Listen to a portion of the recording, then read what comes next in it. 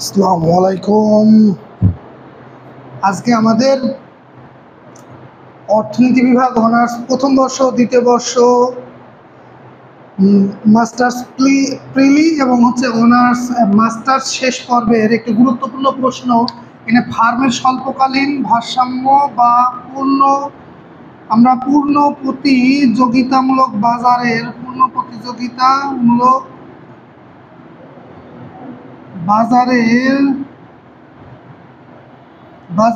ফার্মের স্বল্পকালীন ভারসাম্য চিত্রের সাহায্যে ব্যাখ্যা করব। আমরা জানি যে একটি ফার্ম, যে কোনো ফার্ম বা প্রতিষ্ঠান সর্বদাই কি ফার্মের মুনাফা সর্বোচ্চকরণ করতে চায়। এবং ফার্মের মুনাফা সর্বদাই যে শুধুমাত্র ফার্মের মুনাফা সর্বোচ্চকরণ করতে পারে এমন কথা নয়। সেখানে কি আমাদের স্বল্পকালে একটি পণ্য উৎপাদনের জন্য কি গড় খরচ এবং কি এয়ার গড় আয়, এই এসি এবং এয়ারের উপরে নির্ভর করে আমাদের কি তিনটি অবস্থার সৃষ্টি হয়। এখানে দেখা যায় কি গড় খরচের তুলনায় কি গড় আয় বেশি হলে আমাদের অস্বাভাবিক মুনাফা সহ ভারসাম্যের সৃষ্টি হয়, এবং গড় খরচ এবং গড় আয় যদি সমান হয় তাহলে আমাদের কি স্বাভাবিক মুনাফার সৃষ্টি হয়, এবং গড় খরচের তুলনায় যদি গড় আয় কম হয় তাহলে লোকসান বা ক্ষতির সৃষ্টি হয়।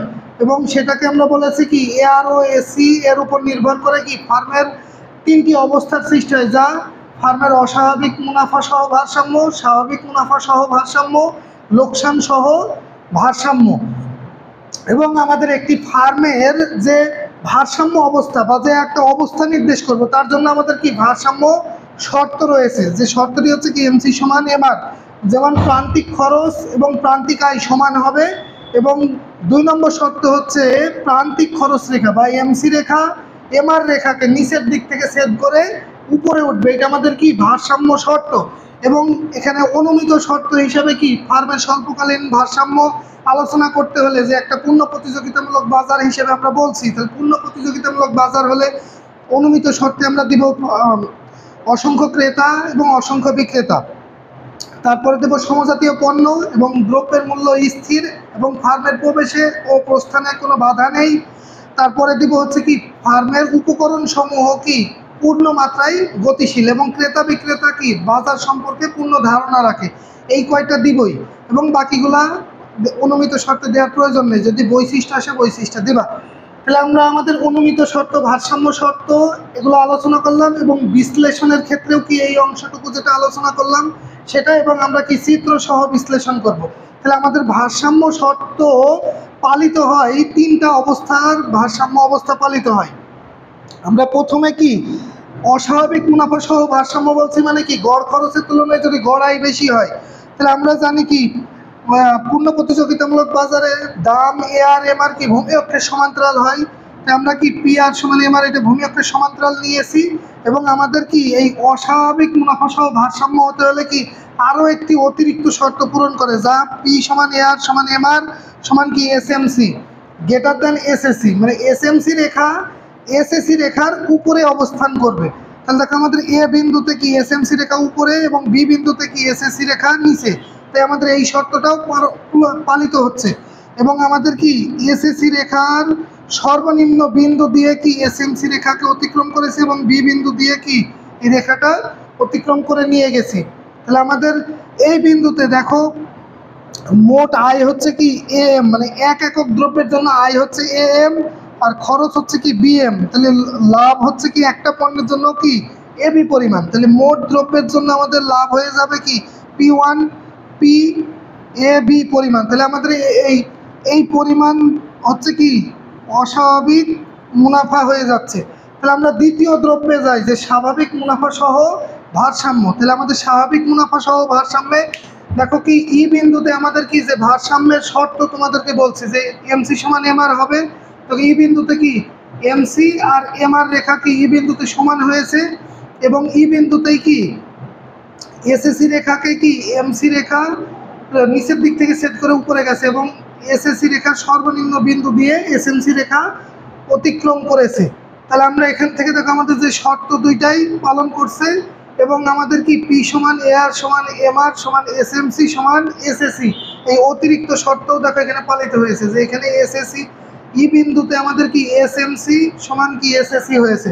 তাহলে আমাদের এখান থেকে কি একটি পণ্যের জন্য ব্যয় করছি ইএম পরিমাণ এবং তার জন্য কি প্রান্তিক এখানে কি গড় আয় এআরও হচ্ছে কি ইএম পরিমাণ এবং এসিও হচ্ছে ইএম পরিমাণ, যেটা আমাদের এই যে এসি সমান এআর হয়েছে তাই কি স্বাভাবিক। তাহলে মোট আমাদের আয় হচ্ছে কি ওএম পিই পরিমাণ বা ওএম ইপি পরিমাণ এবং ব্যয়ও হচ্ছে কি ওএম ইপি পরিমাণ। তাহলে আমাদের মুনাফার যে শর্ত দেখো এখানে লিখে রেখেছি সূত্র টিআর পি ইন্টু দিয়ে বসাইছি।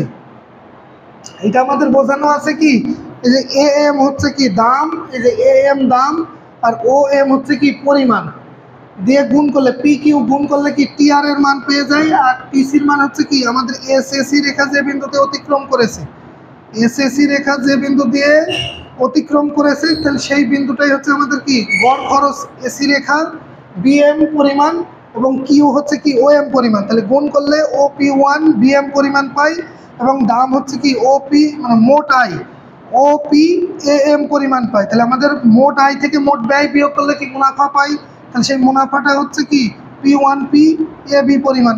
আর আমাদের এই প্রশ্নে হচ্ছে কি খরচের মানটা দেওয়া মানে আয় এবং ব্যয় দুই কি সমান হচ্ছে, তাই আমাদের কি মুনাফা হচ্ছে কি শূন্য মুনাফা, তাই এটাকে আমাদের স্বাভাবিক শূন্য মুনাফা বা স্বাভাবিক মুনাফাও বলতে পারি। আর 3 নম্বর শর্তটা আমাদের লোকসান বা ক্ষতি সহ। দেখো এখানে কি আমাদের এফএম পরিমাণ 3 নম্বর চিত্র আমাদের কি পি পি ওয়ান এআর সমান কি এমআর, এখানে দাম এআর সমান এমআর হয়েছে। তাহলে ভূমি অক্ষের সমান্তরাল আকারে দাম অঙ্কন করেছি এবং আমাদের যে শর্ত পি সমান এআর সমান এমআর সমান এসএমসি, এসএমসি রেখার উপরে এসএসসি রেখা যদি অবস্থান করে তাহলে আমাদের সেই খরচটা কি লোকসানের সম্মুখীন হবে। তাহলে লোকসান হতে হলে আমাদের দেখো এখানে কি ই বিন্দুতে আমাদের শর্ত পূরণ করছে এসএমসি আর এমআর, মানে এসএমসি ই বিন্দুতে কি এসএমসি যে 1 নম্বর শর্ত এমসি সমান এমআর হয়েছে এই বিন্দুতে এবং এমসি রেখা এমআর রেখাকে নিচের দিক থেকে ছেদ করে এটা ভারসাম্য অবস্থার সৃষ্টি হয়েছে ই বিন্দুতে এবং এসএসি রেখাকে সর্বনিম্ন বিন্দু দিয়ে অতিক্রম করেছে। আর আমাদের এখানে 1 একক দ্রব্যের জন্য খরচ করছি হচ্ছে কি এফএম পরিমাণ। তাহলে আমরা এই সূত্র অনুযায়ী এখানে লিখতে পারি কি আমাদের খরচ, তাহলে আমরা এসি যদি বের করি তাহলে আমরা খরচ করছি হচ্ছে কি এফএম পরিমাণ ইন্টু হচ্ছে ওএম পরিমাণ। তাহলে আমাদের মোট ব্যয় হচ্ছে কি ওপি, আমাদের তো ব্যয় করছি আমরা কি ওপি এফএম পরিমাণ আর আমরা আয় করছি হচ্ছে কি ইএম হচ্ছে কি আমাদের বাজার দাম। তাহলে ইএম হচ্ছে বাজার দাম, বাজার দাম হচ্ছে কি ইএম পরিমাণ, ইএম ইন্টু হচ্ছে কি ইএম ইন্টু কি ওএম মানে পরিমাণ, এই যে দাম দাম হচ্ছে ইএম আর এখানে আমরা কি দাম পাচ্ছি ইএম পরিমাণ হচ্ছে দাম আর পরিমাণ হচ্ছে কি ওএম, গুণ করলে আমরা পাচ্ছি ওপি ওয়ান ইএম পরিমাণ, ওপি ওয়ান ইএম পরিমাণ। তাহলে আমরা মোট আয় থেকে মুনাফা পাবো কি, তাহলে মোট আয় হচ্ছে আমাদের কি ওপি ওয়ান ইএম পরিমাণ এবং ব্যয় হচ্ছে কি আমাদের তার চেয়ে বেশি এফএম ওপি এফএম পরিমাণ। তাহলে আমাদের এই পরিমাণটুকু কি যে আয়তক্ষেত্র পড়ে থাকছে যে P one P F E পরিমাণ আমাদের কি এই এফ ই এই পরিমাণ অংশটুকু কি যে ছায়াযুক্ত এলাকাটুকু পড়ে থাকছে সেই ছায়াযুক্ত এলাকাটুকুই হচ্ছে কি আমাদের লোকসানের পরিমাণ। তাহলে আমরা এখান থেকে উপনীত হয়েছি যে কি এসি ও এআর রেখার উপরে নির্ভর করে ফার্মের 3টি ভারসাম্য অবস্থা সৃষ্টি হয়েছে যা আমরা 1 নম্বর চিত্র দ্বারা কি অস্বাভাবিক মুনাফা সহ ভারসাম্য নির্দেশ করছি এবং 2 নম্বর চিত্র দ্বারা আমরা নির্দেশ করছি কি স্বাভাবিক মুনাফা সহ ভারসাম্য এবং 3 নম্বর চিত্র দ্বারা নির্দেশ করছি কি ফার্মের লোকসান বা ক্ষতি। তা নির্ভর করছে কিসের উপরে এসি ও এআর এর এই সম্পর্কের উপরে। তাহলে এসি লেস দ্যান এআর হলে কি অস্বাভাবিক হবে, এখানে এসি সমান এআর হলে কি স্বাভাবিক হবে, এসি গ্রেটার দ্যান এআর হলে কি লোকসান বা ক্ষতি হবে। তাহলে এটাই। আর আমাদের এই তত্ত্বটা বা মনে করি পূর্ণ প্রতিযোগিতামূলক বাজারে ফার্মের স্বল্পকালীন ভারসাম্য আলোচনা করলে আমরা শর্টকাটে দেখো প্রথমে ভূমিকা মানে কি একটু আলোচনা দিব, তারপরে অনুমিত শর্ত, তারপরে ভারসাম্যের যে শর্ত এটা দিব এবং বিশ্লেষণ মানে কি এআর ও এসি রেখার উপরে নির্ভর করে যে 3টি অবস্থার সৃষ্টি হচ্ছে এটা দিব এবং চিত্র দিব এবং চিত্রের বিশ্লেষণ দেব। নিচে যে মন্তব্যটা বললাম যে ফার্মের 3টি অবস্থারই কি সর্বদাই কি স্বাভাবিক মুনাফা অর্জন করতেও পারে, আবার হচ্ছে কি লোকসান সহ মুনাফা অর্জন করতে পারে। কোনো কোনো প্রতিষ্ঠান তাদের যদি পি সমান এভিসি যদি হয়ে যায়, মানে উৎপাদনের পরিবর্তন লোকসান সহ উৎপাদন চালিয়ে যেতে পারে। দাম যদি এভিসি চেয়ে বেশি হয়, দাম যদি এভিসির সমান হয় তাহলে উৎপাদন বন্ধ করে দেবে। দাম যদি এভিসির চেয়ে কম হয় তাহলে কি উৎপাদন চালিয়ে যাবে না। তাহলে এই অনুযায়ী আমরা কি মন্তব্য শেষ করব। সবার যদি ক্লাস ভালো লেগে থাকে তাহলে আমাদের ক্লাসগুলো শেয়ার করবা। বিভিন্ন বর্ষের এটা ইন্টারমিডিয়েট এইচএসসি ব্যাচের স্টুডেন্টদেরও উপকৃত হবা। সকলে ভালো থেকো। আর আমাদের যদি ক্লাস করতে চাও, অনার্স প্রথম বর্ষের নতুন স্টুডেন্ট যারা রয়েছে 24-25 শিক্ষাবর্ষের, তারাও আমাদের সাথে যোগাযোগ করতে পারো 01939731700 এই নাম্বারে। আমাদের ইউটিউব চ্যানেল হচ্ছে @economics 540। সকলে ভালো থেকো, সুস্থ থেকো। আসসালামু আলাইকুম।